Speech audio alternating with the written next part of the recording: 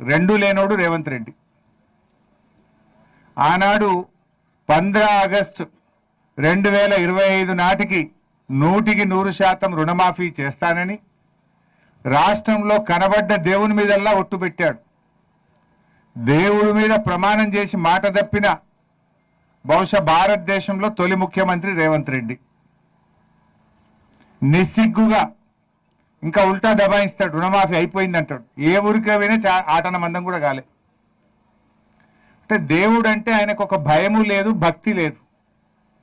కేసీఆర్ గారేమో దేవాలయాలు కట్టిండు, రేవంత్ రెడ్డి ఏమో దేవాలయాలను కూలగొడతా ఉన్నాడు. యాదాద్రి లక్ష్మీనరసింహస్వామి దేవాలయాన్ని అద్భుతంగా నిర్మించిన ఘనత కేసీఆర్ గారిది.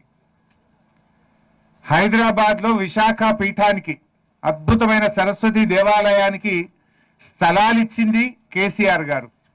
కానీ రేవంత్ రెడ్డి ఏం చేసిండు? మొన్న ఉగాది పండుగ పూట పోయి విశాఖ పీఠాన్ని కూల్చేస్తా, అక్కడున్న సరస్వతి దేవాలయాన్ని కూల్చేస్తా అని అధికారులను తోలిండు. ఇవాళ వరంగల్ జిల్లా నర్సంపేట తాలూకా ఖానాపూర్ మండలం అశోక్ నగర్లో 800 ఏండ్ల కింద నిర్మించిన కాకతీయ రెడ్డిరాజులు నిర్మించిన గణపతి దేవుడు నిర్మించిన అద్భుతమైన శివాలయాన్ని కూల్చివేసినారు. ఇప్పుడేదో బుకాయించే ప్రయత్నం చేస్తున్నారు. చూడండి, ఆ శివాలయానికి రక్షణగా పెద్ద కోటగోడ లాంటి కట్ట కట్టారు, ఆనకట్ట. ఆ కట్టను కూడా తొలుచుకుంటూ లోపలికి పోయినప్పుడే అర్థమవుతుంది ఇంత పెద్ద కట్ట ఎందుకు కట్టినారు. లోపల ఉండే శివాలయానికి రక్షణగా ఆల్ రౌండ్ అంత పెద్ద కట్ట ఆ రోజుల్లో కట్టారు. ఆ కట్టను ఏ రకంగా తొలిచారో మనం చూస్తున్నాం. ఆ కట్టను తొలుచుకుంటూ లోపలికి వెళ్ళి ఆ దేవాలయాన్ని కూల్చారు. ఇదంతా కూడా తెలియక జరిగింది కాదు, తెలిసే జరిగింది. ఎందుకు ఈ మాట అంటున్నామంటే, సరే రేవంత్ రెడ్డి గారికి కూల్చుడు కొత్త కాదు. హైదరాబాద్లో హైడ్రా పేరిట పేదల బతుకులు కూల్చిండు, పేదల ఇండ్లు కూల్చిండు, చివరికి దేవాలయాలు కూడా కూలుస్తున్నాడు. ఆయన ముఖ్యమంత్రిగా కట్టిందేమి లేదు, కూలగొట్టుడే తప్ప. పేదల ఇండ్లు కూల్చుడు, పేదల బతుకులు కూల్చుడు, దేవాలయాలు కూల్చుడు, మసీదులు కూల్చుడు, చర్చిలు కూల్చుడు. ఇవాళ ముఖ్యమంత్రి రేవంత్ రెడ్డి ప్రమాణ స్వీకారం చేసిన తొలినాలలో ఒక మాట నాకు గుర్తొస్తా ఉంది. నేను సెక్రటరియట్లో పోతే లంక బిందెలు ఉంటాయి అనుకున్నా, కానీ ఈడ సెక్రటరియట్లో చూస్తే లంక బిందెలు కనబడతలేవు అని మాట్లాడిండు. రేవంత్ రెడ్డి ముఖ్యమంత్రి అయింది లంక బిందెలు ఎత్తుక్కోవడానిక? అందుకే ఆయన ముఖ్యమంత్రి అయిన తొలినాలలో ఏం చేసిందంటే, ఆ నిజాం కట్టడాలు ఉండే హైదరాబాద్ చుట్టూ ఆయన అనుయాయులను పెట్టి ఆడేమైనా లంక బిందెలు దొరుకుతాయేమో అని బాగానే ఎతికిండు. ఆ నిజాం కట్టడాలు, నిజాం చారిత్రక భవనాల చుట్టూ ఆయన అనుయాయులతో చాలా రోజులు ఎతికిండు. మరి ఆయన దొరికినాయో దొరకలేదో నాకు తెలియదు. ఇప్పుడు ఇక మన మీద పడ్డాడు, కాకతీయుల మీద. కాకతీయ రాజులు నిర్మించినటువంటి పురాతన ఆలయాల్లో మరి అక్కడ ఆ నిధులు లంకె బిందెలు ఉంటాయి, గుప్త నిధులు ఉంటాయని చెప్పి ప్రసిద్ధి. ఎందుకంటే ఆ రోజుల్లో ఏం చెప్పేవాళ్ళంటే, శత్రురాజులు దాడి చేసినప్పుడు వారికి దొరకకుండా ఉండడానికి వజ్రాలు, వైడూర్యాలు, సంపదనంతా కూడా మరి గుహల్లో కానీ దేవాలయాల దగ్గర దాచేవారని నానుడు ఉంటుంది. సో అందుకే రేవంత్ రెడ్డి గారు ఉద్దేశపూర్వకంగా, ఎందుకంటే ఆయనే విద్యాశాఖ మంత్రి, ఈ స్కూల్ ఇక్కడ శాంక్షన్ కాలే. ఫస్ట్ స్కూల్ శాంక్షన్ అయిన జాగ వేరే ఉన్నది, ఇదే కాన్స్టిట్యున్సీలో వేరే చోట జీవో వచ్చింది.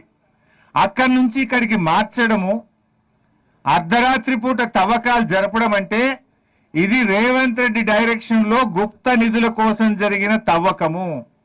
గుప్త నిధుల వేటలో 800 ఏండ్ల చారిత్రక సంపద శివాలయాన్ని కూల్చివేసిండు ఇవాళ రేవంత్ రెడ్డి గారు. ఇవాళ ఎందుకు ఈ అనుమానాలు వస్తున్నాయంటే మేం చెప్పడం కాదు, ఇది జిల్లా అధికారి, జిల్లాకు చెందిన assistant director department of heritage and culture Bujji గారు, ఆయన కలెక్టర్ గారికి రాసిన లేఖ ఇది. ఈ వరంగల్ జిల్లా హెరిటేజ్ అధికారి బుజ్జి గారు రాసిన లేఖ. ఇందులో ఆయన ఏమంటాడంటే స్పష్టంగా, గర్భగుడి కింద, ప్రాచీన ఆలయ ప్రదేశాల కింద సాంప్రదాయకంగా ఉంటాయని నమ్మే గుప్త నిధులు లేదైనా విలువైన వస్తువుల కోసం ఈ తవ్వకాలు జరిపి ఉండవచ్చును అని మేమనడం లేదు. ఈ జిల్లా అధికారి కలెక్టర్ గారికి కంప్లైంట్ చేశారు. పురావస్తు శాఖ అధికారి కలెక్టర్ గారికి కంప్లైంట్ చేశారు. 7వ తేదీ కంప్లైంట్ చేస్తే ఇవాళటి వరకు ఎఫ్ఐఆర్ కాలేదు, ఇవాళటి వరకు కలెక్టర్ గారు చర్యలు తీసుకోలేదంటే దీని వెనుక రాష్ట్ర ప్రభుత్వ పెద్దలు ఉన్నారు కనుకనే కలెక్టర్ గారికి ధైర్యం చాలతలేదు. నేను అడుగుతున్న కలెక్టర్ గారిని, నేను అడుగుతున్న చీఫ్ సెక్రటరీ గారిని, నేను అడుగుతున్న రేవంత్ రెడ్డి గారిని, దేవాలయాలు ఒకవేళ మీ ఆదేశాలే లేకపోతే, మీకు సంబంధం లేకపోతే ఈ దేవాలయాలను కూల్చిన అధికారుల మీద, కాంట్రాక్టర్ మీద, ఇంజనీర్ల మీద మీరు చర్య తీసుకొని ఉండేవాళ్ళు కదా. మీరు ఇప్పటిదాకా చర్య తీసుకోలేదంటేనే ఇది మీ కనుసన్నల్లో మీ ఆదేశాలతో జరిగిందనే ఈ ప్రాంత ప్రజలు అనుకుంటా ఉన్నారు. ప్రజలే కాదు, పురావస్తు శాఖ అధికారి తన లేఖలోనే స్పష్టంగా కలెక్టర్ గారికి కంప్లైంట్ చేసినారు. అంటే ఈ దేవాలయ కూల్చివేత గుప్త నిధుల కోసం జరిగిన దాంట్లో భాగంగా ఒక హిందూ దేవాలయాన్ని ఇలా మీరు కూల్చివేసినారు. ఇంకా ఇక్కడ అనుమానం ఏం కలుగుతుంది? ఇప్పుడు నిజంగా స్కూల్ కట్టే పని అయితే పొద్దున్నాక పని చేయొచ్చు కదా. రాత్రి 12 నుంచి 1 గంట మధ్య ఎందుకు కూల్చారు దేవాలయాన్ని? అర్ధరాత్రి పూట చీకట్లో ప్రజలెవరూ చూడకుండా ఆ అర్ధరాత్రి పూట ఎందుకు పనిచేసినారు, అర్ధరాత్రి పూట దేవాలయాన్ని ఎందుకు కూల్చారు అని ఇలా ప్రజలు అడుగుతున్న ప్రశ్న.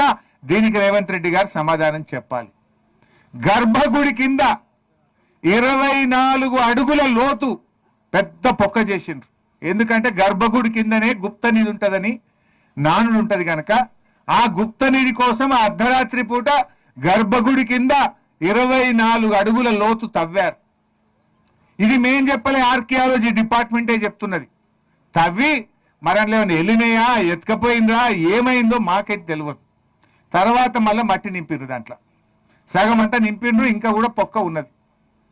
అది మేం చెప్పలే, ఆర్కియాలజీ వాళ్ళు లోపలికి వాళ్ళ పద్ధతుల్లో టెక్నికల్ గా చూసి 24 అడుగులు తవ్వారు, తర్వాత మట్టి నింపారని కూడా ఆ కంప్లైంట్ లో స్పష్టంగా ఆర్కియాలజీ అధికారులు కలెక్టర్ గారికి ఫిర్యాదులో చెప్పారు. అంటే ఇక్కడ ఇంకొక ఇష్యూ ఉంది ఇంపార్టెంట్. బీఆర్ఎస్ హయాంలో ఈ భూమి అంతా కూడా ధరణిలో దేవాలయ భూమిగా నమోదైంది. కానీ కాంగ్రెస్ పార్టీ రాగానే మరి భూభారతిలో ఈ భూమిని ప్రభుత్వ భూమిగా నమోదు చేశారు. ఇగో ఇది కూడా దానికి సంబంధించిన డాక్యుమెంట్. ధరణిలో ఈ భూమి దేవాలయ భూమిగా బీఆర్ఎస్ హయాంలో నమోదైంది. కాంగ్రెస్ ప్రభుత్వం రాగానే ఈ భూమి భూభారతిలో ప్రభుత్వ భూమిగా మారిందంటేనే దీని వెనుక ఉన్న కుట్రని అర్థం చేసుకోవచ్చు. అంటే ఇప్పుడు 4 స్పష్టంగా కనబడుతున్నాయి. స్కూల్ మంజూరైంది ఒక దగ్గర, స్కూల్ని ఇక్కడికి ఎందుకు షిఫ్ట్ చేశారు? Question number 1. క్వశ్చన్ నెంబర్ 2, ఇవాళ ఆర్కియాలజీ డిపార్ట్మెంట్ జిల్లా అధికారి 7వ తారీఖున కలెక్టర్ గారికి ఫిర్యాదు చేస్తే ఇక్కడ గుప్త నిధుల కోసం తవ్వకాలు జరిగినాయని స్పష్టంగా రాసిన తర్వాత ఎందుకు ఎఫ్ఐఆర్ నమోదు చేయలేదు, ఇప్పటిదాకా ఎవరిపైన ఎందుకు చర్యలు తీసుకోలేదు? క్వశ్చన్ నెంబర్ 2 అది. దెన్ క్వశ్చన్ నెంబర్ 3, తవ్వకాలు అర్ధరాత్రి పూట ఎందుకు చేసినారు? ప్రజలెవరు చూడకుండా చీకట్లో రాత్రి 12 నుంచి 1 గంట మధ్య దేవాలయాన్ని కూల్చివేయడం, 24 అడుగుల లోతు తవ్వడం అంటే, ఈ అర్ధరాత్రి పూట చేయడం అంటేనే ఇవాళ ప్రజల్లో అనుమానాలు కలుగుతున్నాయి. This is question number 3. Question number 4, ఇవాళ పురావస్తు శాఖ మరి కంప్లైంట్ ఇస్తే ఇప్పటిదాకా మిషనరీ మీరు సీజ్ చేయలే, ఇప్పటిదాకా మీరు ఎటువంటి చర్యలు తీసుకోలే, పోలీసులు స్పందించలే. క్వశ్చన్ నెంబర్ 5, ధరణిలో